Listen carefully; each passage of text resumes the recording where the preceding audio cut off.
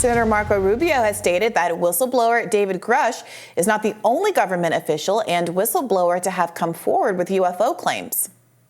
We'll say there are people that have come forward to share information with our committee over the last couple of years. I would imagine some of them are potentially some of the same people that perhaps he's referring to. I want to be very protective of these people. A lot of these people came to us even before these protections were in the law for whistleblowers to come forward. Sorry, people who have had firsthand knowledge, who claim to have firsthand knowledge of seeing this type of thing? Or have firsthand knowledge or firsthand claims of certain things. Some are public figures, and you've heard from them in the past. Others, have not shared publicly.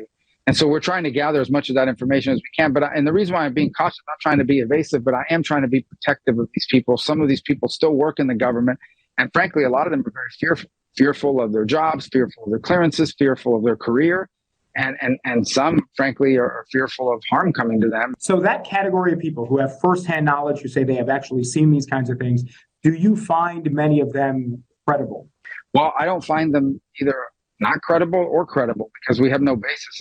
Understand some of these claims are things that are beyond sort of the realm of what any of us has ever dealt with. Rubio also posed a question about the incentives of some of these whistleblowers. I find most of these people at some point, or maybe even currently, have held very high clearances and high positions within our government.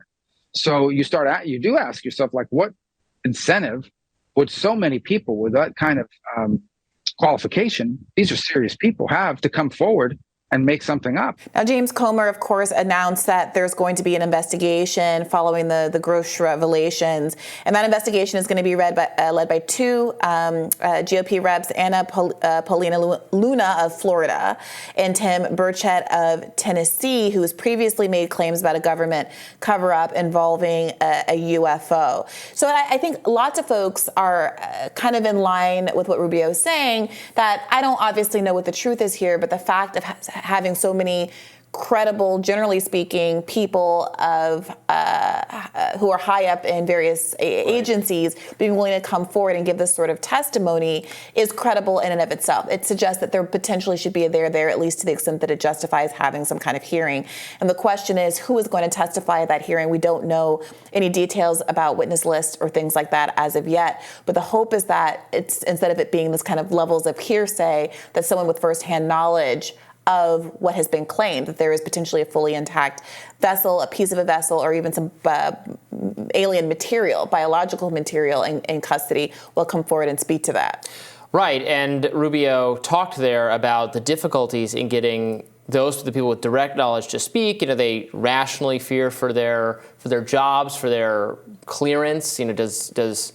They're worried that indicating they might have seen something personally, does that indicate that there's something wrong with you psychologically from the government standpoint, and thus you're not fit to have the clearance that you have, that kind of thing. Mm-hmm. So it speaks to the difficulty, and I appreciate Rubio being careful there, saying, I don't know, and I don't want to name people, but at some point we're not going to advance this the interests of fact finding here at all unless some people who maybe they're afraid for their jobs. I mean, again, if they're able to demonstrate conclusively that the U.S. government does have knowledge or does have an actual craft or an alien, a pilot's remains or something like that, and you're the person who actually brings that to attention, I mean, you're gonna do okay professionally. I mean, maybe you're gonna find work outside government or something. Sure. You know what I mean? Yeah. So be unafraid.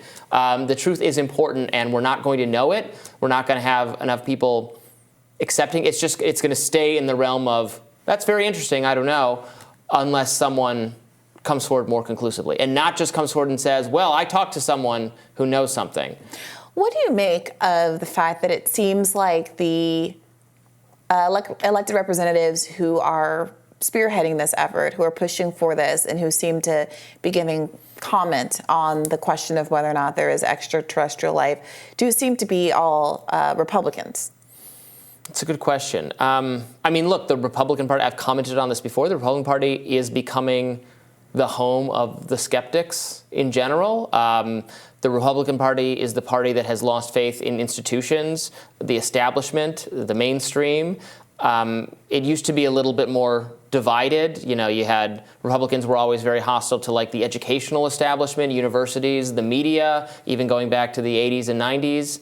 But they wouldn't have been necessarily distrustful of the CIA or the FBI or law enforcement, national security advisors. The whole deep state idea is fairly new. I mean, now I think it's very solidified in the Republican consciousness that opposition to these establishments are out to get you. I would So say if you're it's new as a mainstream Republican Party talking point. It's very old as a leftist. right, no, what I mean, it's new. Yes, that's what I'm saying. It's new okay. as something that's at home on the right in Republican circles, and it's pretty across the board. It's not like just something some fringe Republicans or something believe in. It's pretty core to the DNA of the GOP at this point. So that's where people. I mean, it's not an accident really that even though the lab leak, the kind of COVID origin idea, doesn't really have. There's not partisan dimensions to it. Really, it doesn't. It's not like there's not something riding on it for the Republican Party or for the Democratic Party, but because you just have a more skeptical. Democrats are the people who listen to authority, and the relevant authorities were saying no, it came from a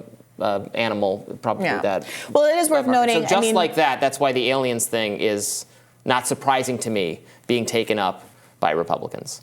Yeah, I mean, I hear that, but I also think generally people have keep aliens and UFOs in a different part of their brain than the CIA killed Kennedy. I don't know. I don't think that the kind of newfound democratic fidelity to at the FBI because they are gonna get Trump or whatever necessarily conflicts with an interest in aliens. There could be an argument. I could see an argument that those people who think that this is all a grand distraction believe that one party has more of an investment in that distraction than another. It would be interesting to see how that pans out. I mean, I agree with you. I don't think aliens really, the UFO issue also doesn't have really any partisan, doesn't have significant. No, it shouldn't, but it seems but it will over time. It's happening right now. I mean, I can't name a single living Democrat who's really weighed on any of these issues. And to be clear, most Republicans haven't either. Right. But it is worth noting that Harry Reid of Nevada, hotbed of that kind of alien activity, that part of the country, did have an interest in these sort of issues. Obviously, he's deceased, so we don't know how he would weigh in on the Democratic news cycle. Audiences, viewers, consumers of Democratic news sources, Democratic constituencies, I think are not broadly interested in this stuff as much. They were historically. There was not a partisan breakdown, but over time, what I'm saying is the people who care a lot about that are going to sort themselves into the Republican Party, where all the other skeptical, contrarian people are.